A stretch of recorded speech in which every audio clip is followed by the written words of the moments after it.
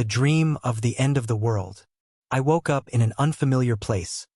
A vast, lifeless desert where dust floated in the air like ashes from something that had already been consumed by fire. The sky was a deep shade of red, as if it were bleeding, and the air was dense, heavy, filled with something I couldn't quite describe. There was no wind, no sound, just absolute, suffocating silence. I tried to move, but my feet were stuck in the cracked ground, as if invisible hands were holding me down. That's when I realized I wasn't alone. All around me, scattered across the horizon, were people. Some were kneeling, others stood frozen like statues. Their faces were pale, empty, completely devoid of hope. Then, a sound shattered the silence. A thunderous noise so loud that my heart pounded, and my body trembled. The ground beneath me began to split open into massive cracks, spewing fire and smoke as if hell itself was rising from the depths. The sky, once just red, was now filled with golden lightning that tore through the clouds like divine swords. People started screaming. Uncontrollable panic took over. Some tried to run, but the fissures swallowed everything around them. Others fell to their knees, crying, begging for mercy. I looked up and saw the moon, but it was no longer the same. It was enormous, glowing like the sun, and stained with blood. Something was wrong, terribly wrong. A sharp wind appeared out of nowhere, carrying a deep, haunting sound, like a trumpet echoing from within the clouds.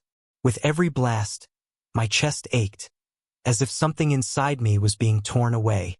And then I saw them, from the horizon, for riders emerged, mounted on horses that seemed to be made of shadows and fire. The first, dressed in white, held a bow and stared ahead with empty eyes, as if he could see the fate of all mankind. The second, on a horse red as flames, wielded a massive sword, and with each step, the earth cracked even more. The third, riding a black horse, carried a scale, and his presence made the air feel thinner, as if famine itself was spreading across the land. And the last, the most terrifying, rode a pale horse. His eyes were hollow, and death walked beside him. Humanity was doomed. The cities began to collapse. Skyscrapers fell like cards as fires consumed everything in their path. The sea roared like a furious beast, swallowing entire continents.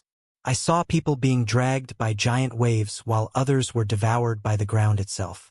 The air filled with screams of despair, of agony, of suffering. Amidst all the chaos, my body was overcome by a strange sensation. Something inside me told me to look up, and that's when I saw him. In the middle of the dark clouds, an intense light began to form. Slowly, it took shape until a figure was revealed. A being dressed in white, with eyes like burning flames, and a robe that shone like the sun itself. Behind him, an army of celestial warriors descended from the heavens, ready for the final battle. Couldn't look away. My heart pounded as if it were about to explode. I knew what was happening. The last battle was about to begin. Then the ground beneath me vanished. I felt my body falling, being pulled into the void. Everything around me became a dark mist. My scream was lost in the endless abyss. And then, I woke up. My room was shrouded in darkness. The clock beside my bed read exactly 3:33 a.m. My body was drenched in sweat, and my heart was still racing, as if I had truly witnessed the end of the world. But was it just a dream? Or had I seen something yet to come?